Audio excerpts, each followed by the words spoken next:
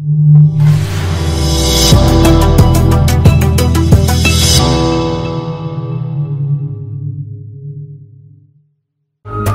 Imagine, रात्रभर तुमची पत्नी पेन्समुळे तडफडते. तुम्ही तिच्या हातात हात ठेवून तिला धीर देताय आणि अचानक ती चक्क बेशुद्ध होते, डोळे मिटते आणि काहीच बोलत नाही. तुमचं हृदय धडधडू लागतंय. डॉक्टरांना बोलवता. डॉक्टरांनी एक्झामिन केल्यावर तुम्हाला समजते की तिच्या शरीरात रक्त फार कमी झाले.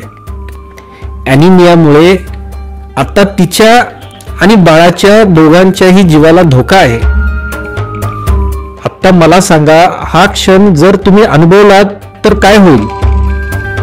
मित्रांनो, ही काही फक्त एक कल्पना नाही आहे. ही अनेक होणाऱ्या वडिलांची रिअल गोष्ट आहे. पण जर तुम्ही आधीपासून तयारी केली तर हा प्रसंग 100% टाळता येऊ शकतो आणि तुम्ही सर्वात जबाबदार होणारे वडील बनू शकता. अरे, असं काही होऊ नये म्हणूनच हा आजचा व्हिडिओ आहे. लक्षात ठेवा, तुमच्यावर एक मोठी जबाबदारी आहे. बाप होणं म्हणजे फक्त बाळाच्या जन्मानंतरची जबाबदारी नव्हे, तर आधीपासून सुरू होणारा हा एक प्रवास आहे. आणि या प्रवासात तुम्हाला काय करायचंय, कसं करायचंय, हे सगळं आज मी तुम्हाला इथं सांगणार आहे. शेवटी एक स्पेशल टिप आहे जी प्रत्येक नवऱ्याने ऐकलीच पाहिजे आणि ती पती म्हणून कशी पार पाडायची हे तुम्हाला आज या व्हिडिओत मी सांगणार आहे. So stay till the end, कारण तुम्हाला सुपर डॅड व्हायचं आहे. आई होणं म्हणजे आनंदाचा प्रवास. मी doctor Vinay, gynaecologist, digital healthpreneur and pregnancy coach. प्रेग्नन्सीच्या प्रत्येक टप्प्यावर तुमच्यासोबत वृत्ती आय हेल्थ या आमच्या यूट्यूब चॅनलमध्ये तुमचं स्वागत आहे. प्रेग्नन्सीचे छोटे प्रश्न, मोठी उत्तरे. चला तर मग सुरुवात करूया.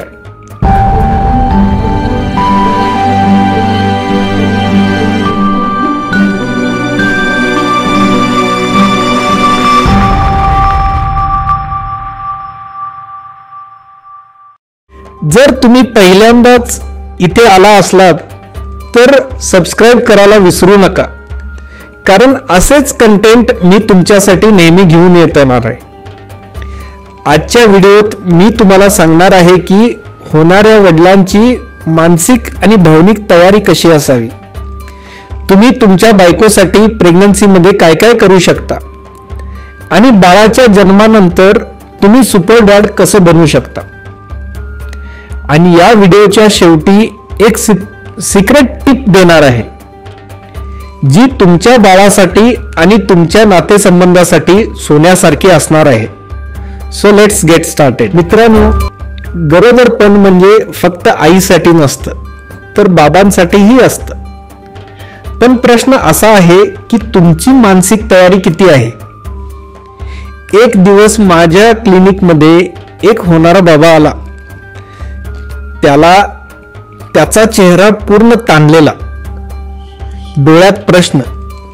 मी विचारलं, दादा काय झालं? तर तो म्हणतो, डॉक्टर साहेब, माझी बायको सतत चिडचिड करते, बोलत नाही, काही मागितलं तर रडते. अहो, मी करायचं तरी काय करायचं? मित्रांनो, हे फक्त त्या व्यक्तीसोबत नाही, तर हे जवळजवळ 90% नवऱ्यांसोबत होतं. आणि याचं कारण काय? तर स्त्रियांमध्ये होणारा हॉर्मोन्सचा बदल. गर्भधारणेदरम्यान स्त्रियांच्या शरीरात इस्ट्रोजन आणि प्रोजेस्ट्रॉन हे हॉर्मोन्स वाढतात, ज्यामुळे तिच्या भावनांमध्ये मोठा बदल होतो. ती कधी आनंदी असेल, कधी चिडेल, कधी काहीच न बोलता बसलेली असेल. आणि अशा वेळी तुम्ही काय करायला हवं? फक्त एक गोष्ट, म्हणजे तिच्या भावना समजून घ्या. ती जेव्हा तुमच्याशी बोलत असेल तेव्हा जरा तुमचा मोबाईल बाजूला ठेवा. तिला वेळ द्या, तिच्या भावना ऐका, तिला समजून घ्या. ती कोणत्या गोष्टींनी अस्वस्थ होते हे समजून घ्या. कारण एक आनंदी गर्भवती स्त्रीच एक आनंदी बाळाला जन्म देते. एका रिसर्चनुसार ज्या गरोदर स्त्रीला मानसिक आधार मिळतो तिची डिलिव्हरी तुलनेने फार सोपी आणि आनंददायी होते. म्हणूनच तुमची भूमिका फार महत्वाची आहे. आता प्रश्न येतो तो म्हणजे नेमकं काय करायचं ते सांगा. चला तर मग काही साध्या गोष्टी सांगतो ज्या तुमच्या बायकोला खूप मदत करतील. नंबर 1, तिच्या सोबत वेळ काढून डॉक्टरांच्याकडे जा. होय, बायकोला एकटीला पाठवायचं नाही. फक्त रिपोर्ट्स हातात घेऊन घरात बसून राहू नका. तर तिच्या रिपोर्ट्स समजून घ्या. कधी कधी एक साधी सोनोग्राफी असली तरी तिच्या मनात भीती असते. ती बोलत नाही, पण आतून ती घाबरलेली असते. म्हणून फक्त तिच्या सोबत जा. तिच्या आहाराची काळजी घ्या. गरोदरपणी पोषण अत्यंत महत्वाचं आहे. तिला फक्त तोंडाने सांगू नका, तर स्वतः पुढाकार घ्या. तुम्हीच तिला अंडी, दूध, सुकामेवा देऊ शकता. तिने गरम पाणी प्यावं.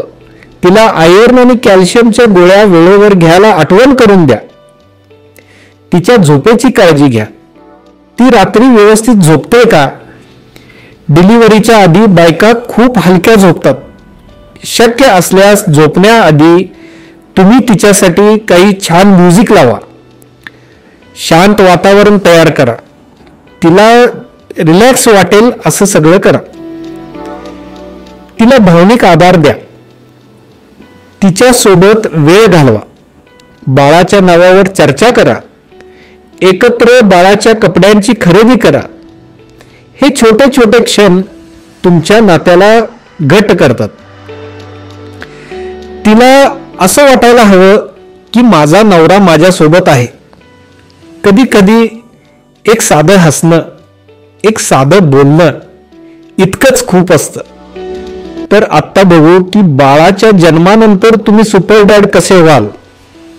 यासाठी बाळ झाल्यावरही वडिलांची जबाबदारी काही कमी होत नाही. या उलट ती जास्त वाढत जाते. रात्री जर बाळ रडत असेल तर फक्त बायकोला झोपमोड का व्हावी? तुम्हीही उठून तिला जरा मदत करा. बायकोला जरा आराम द्या. बाळाला दूध पाजताना तिला आधार द्या. बाळाला पाजायच्या नंतर हलकेच ढेकर काढायला मदत करा. ह्या छोट्या छोट्या गोष्टी बायकोचा भार हलका करतात.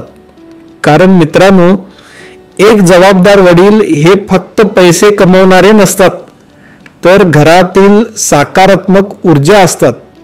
You are the real positive energy in the house.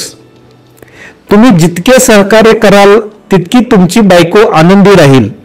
आणि आनंदी आई इज इक्वल टू आनंदी बाळ, हे एक सिंपल इक्वेशन विसरू नका. And also happy dad is equal to happy family. त्यामुळं सुपर डॅड बना. आईसोबत तुम्ही हा प्रवास एन्जॉय करा. आजचा विषय आवडला असेल तर ही माहिती जास्तीत जास्त लोकांपर्यंत पोहोचवा. नक्की लाईक आणि सबस्क्राईब करा. बेल आयकन दाबा, जेणेकरून पुढील व्हिडिओ तुमच्यापर्यंत बरोबर वेळेवर पोहोचतील. तुमच्या मनात प्रेग्नन्सी बद्दल काही प्रश्न असतील तर कमेंटमध्ये नक्की विचारा. आम्ही लवकरच त्यावर व्हिडिओ बनवू. आणि पुढच्या व्हिडिओत गर्भधारणेसाठी आर्थिक नियोजन कसे करावे, financial planning for your pregnancy याबद्दल मी सांगणार आहे. तो मिस करू नका. तर शेअर करा आई होणाऱ्या प्रत्येकासाठी. कारण योग्य माहिती हाच सुरक्षित मातृत्वाचा पाया आहे. पुन्हा भेटूया वृत्ती आय हेल्थ मध्ये.